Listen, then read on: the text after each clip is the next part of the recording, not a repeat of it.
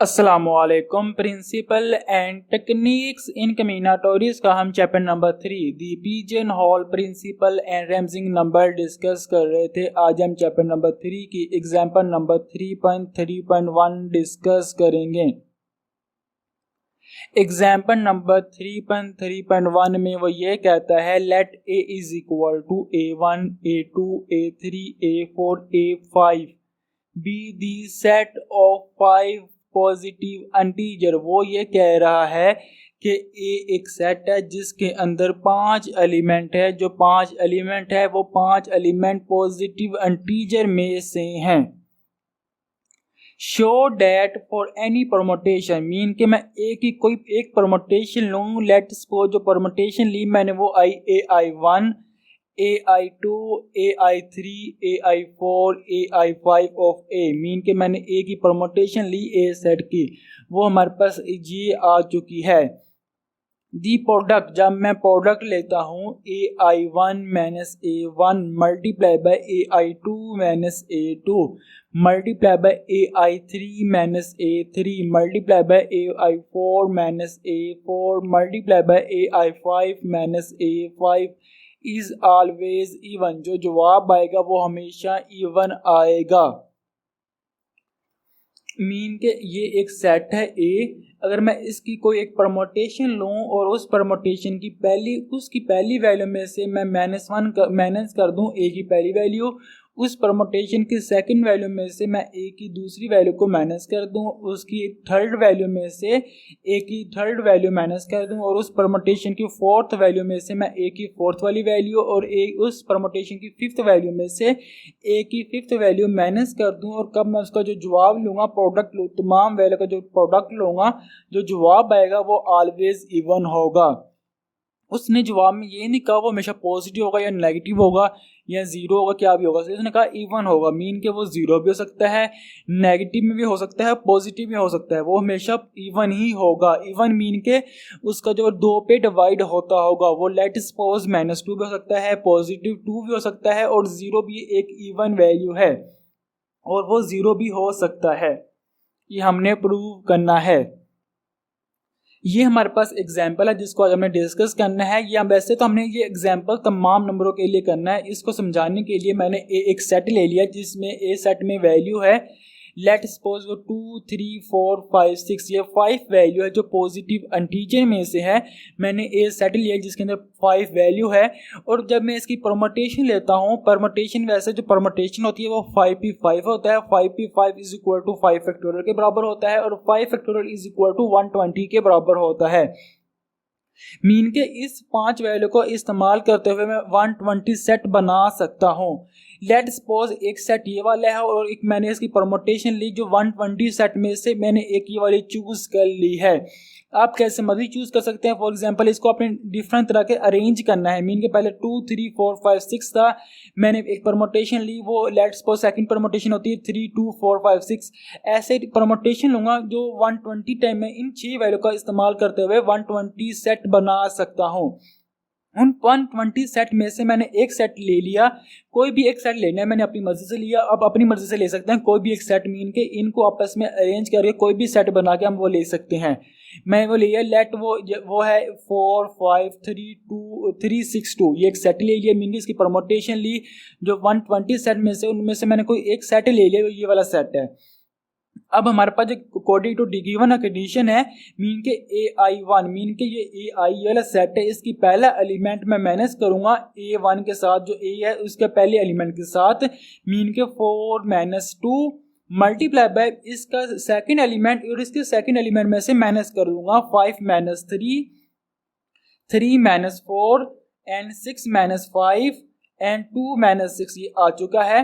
तब मैं इनको आपस में माइनस करता हूँ 4 - 2 5 - 3 3 - 4 6 - 5 2 - 6 को, तो हमारे पास जो जवाब आएगा वो इसको माइनस किया 2 आया, इसको फिर किया 2 आ गया, इसको किया -1 आ गया 1 आ गया एंड हमारे पास -4 आना था। सॉरी यहाँ पे मैंने 4 लिखा बाय मिस्टेक, यहाँ पे आना था -4। कब मैं तमाम वैल्यू को आपस में मल्टीप्लाई कर दूंगा तो हमारे पास जो जवाब आएगा वो 16 आएगा। जो 16 है वो हमारे पास एक इवन वैल्यू है, तो हमारे पास जवाब इवन आ चुका है। हमने ये फाइंड करना है। बेसिकली होता क्या है, बेसिकली इस जो हमारे पास एग्जांपल होती है इसमें एक हम सेट लेते हैं, उसकी कोई भी परमुटेशन लूँगा, जो परमुटेशन लूँगा उसमें एक ऐसा लाजमी पेयर आएगा, मीन के इन ये 1 2 3 4 5 ये 5 पेयर है, मीन में इनमें से एक ऐसा पेयर लाजमी आएगा जिसमें 2 इवन या फिर 2 ऑड वैल्यू आपस में सब्ट्रैक्शन होती होगी। मीन के एक पेयर लाजमी आना है, ऐसा हो नहीं सकता कि कोई ऐसे पेयर ना आए। कोई भी आप परमुटेशन ले लें अपनी मर्जी की, अपने यहाँ पे भी अपनी मर्जी की वैल्यू लेनी है, उसकी परमुटेशन अपनी अपनी मर्जी से लेनी है, और उसमें आप देखने के एक ऐसे लाजमी पेयर होगा जिसमें आपको 2 इवन या 2 ऑड वैल्यू आती होंगी। बेसिकली अगर 2 इवन वैल्यू आती होंगी तो 2 इवन वैल्यू को जो अब हम माइनस करते हैं, मीन के 4 - 2 = 2 आता है। मीन के अगर 2 इवन वैल्यू में से आपस में सब्ट्रैक्शन करेंगे जो जवाब आएगा वो ऑलवेज इवन ही आएगा। इसी तरह अगर 2 ऑड वैल्यू हैं जैसे 5 और 3, कब इनको मैं माइनस करूंगा 2 ऑड वैल्यू को, उसका जवाब भी ऑलवेज इवन ही आता है। ये भी इवन आ गया, ये भी आ गया। मीन के इन दोनों में से या 2 ऑड वैल्यू या 2 इवन वैल्यू आपस में मिलकर वो जवाब इवन लेके आएगी। जब मैं इवन वैल्यू को बकाया रकम के साथ मल्टीप्लाई कर दूंगा, बकाया रकम बेशक ऑड है तो उनके साथ कोई एक इवन वैल्यू मल्टीप्लाई हो जाएगी तो जवाब हमारे पास हमेशा इवन ही आएगा। इस एग्जाम्पल में बेसिकली यही काम हो रहा है, जो हमने हमने एक बेसिकली एक सेट ले लिया था जिसमें मैंने 5 एलिमेंट ले लिए थे। हमने तमाम नंबरों के लिए प्रूव करना है, मीन के वो A1 कोई भी वैल्यू हो सकती है, A2 कोई भी वैल्यू हो सकती है, इसी तरह A5 भी कोई भी वैल्यू हो सकती है। ये तो हमने फिक्स वैल्यू करके उसको हमने प्रूव किया था। अब हम इसको प्रूव करते हैं कैसे हमने पेपर में करना है। Let a set A is equal to A1, A2, A3, A4 and A5 where AI belong to Z। Mean के AI बिलोंग करता है Z के, मीन के इसकी मैंने परमुटेशन लेनी है अभी।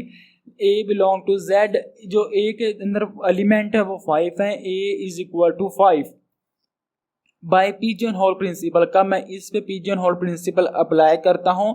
हमें मालूम है we treat 5 number as 5 object, mean के ये जो 5 नंबर है इसको मैं 5 ऑब्जेक्ट रीड करता हूँ।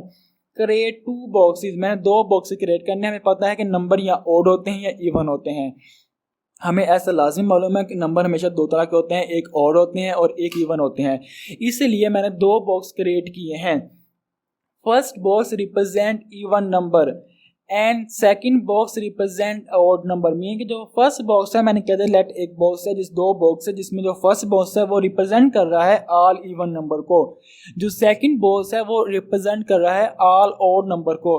जो इवन एंड ऑड नंबर है वो बेसिकली इस सेट में है जो हमने प्रूव करने हैं। जो हमने 5 वैल्यू ली वो ये सेट की 5 वैल्यू ली हैं।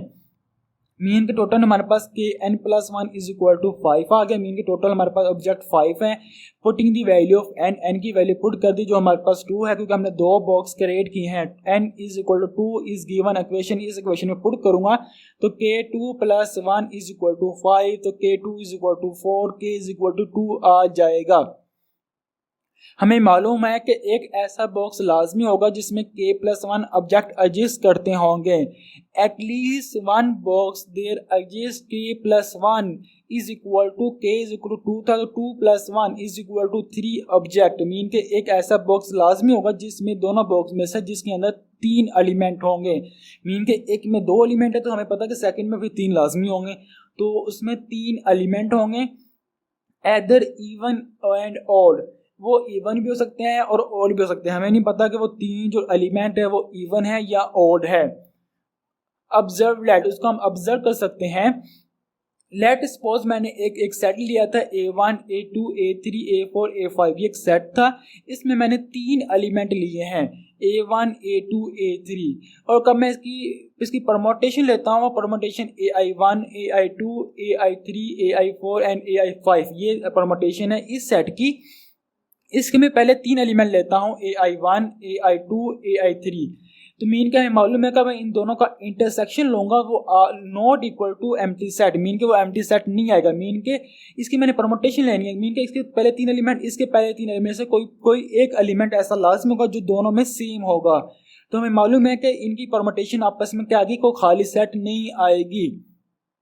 वी नो डैट हम जानते हैं कि ये पहला, ये दूसरा और तीसरा एलिमेंट मीन के A1 A2 A3 फिर AI1 AI2 AI3 ये जो हमारे पास एलिमेंट हैं, at least 2 element are either even and odd. हमें मालूम है कि इनमें से 2 एलिमेंट ऐसे लाजमी होंगे जो इवन या ऑड होंगे।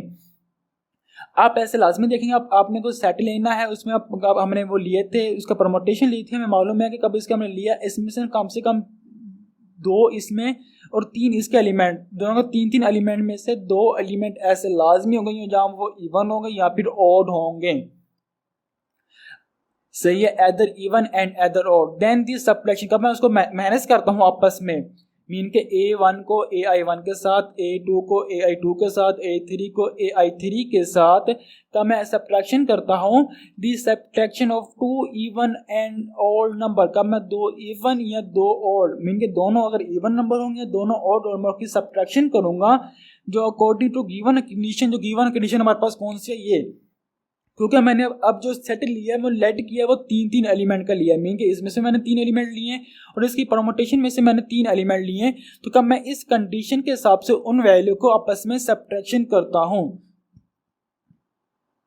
Eight least 1 term there 3 term these 3 term, mean के इन 3 टर्म में से एक टर्म ऐसी लाजमी होगी जो इवन होगी। मीन के अगर 2 यहाँ पे इवन या इन तीनों में से ऐसे एक टर्म लाजमी होगा जिसमें 2 इवन या फिर 2 ऑड टर्म आपस में माइनस हो रही होंगी। तो कब मैं 2 इवन या 2 ऑड नंबर को आपस में माइनस करूंगा तो जवाब जो हमारे पास आएगा वो ऑलवेज इवन आएगा। वो यही कह रहा है कि एट लीस्ट, यहाँ पे 8 आना था तो यहाँ पे आता है at least 1 term there 3 term is even, इन 3 टर्म में से एक टर्म ऐसे लाजमी होगी जो इवन होगी। Then the product of all the term is even, तो मैं प्रोडक्ट मीन के मल्टीप्लाई करता हूँ तमाम टर्म को तो वो हमारे पास जो जवाब आएगा वो इवन ही आएगा। तो आपको हिंस प्रूव, हमने यही प्रूव करना था मीन के जब हम मल्टीप्लाई करते हैं तमाम टर्म को, अगर उनमें से एक भी टर्म इवन आ जाती है तो उनको जब प्रोडक्ट करता हूँ बकाया टर्म के साथ, बकाया वैल्यू के साथ, तो जवाब जो आता है वो हमारे पास ऑलवेज इवन ही आता है। तो हमने यही प्रूव करना था जो हमने प्रूव कर लिया। उम्मीद है आपको ये एग्जाम्पल समझ आ गया कि इंशाल्लाह नेक्स्ट वीडियो में इस चैप्टर की हम नेक्स्ट एग्जाम्पल डिस्कस करेंगे। तब तक अल्लाह हाफिज़।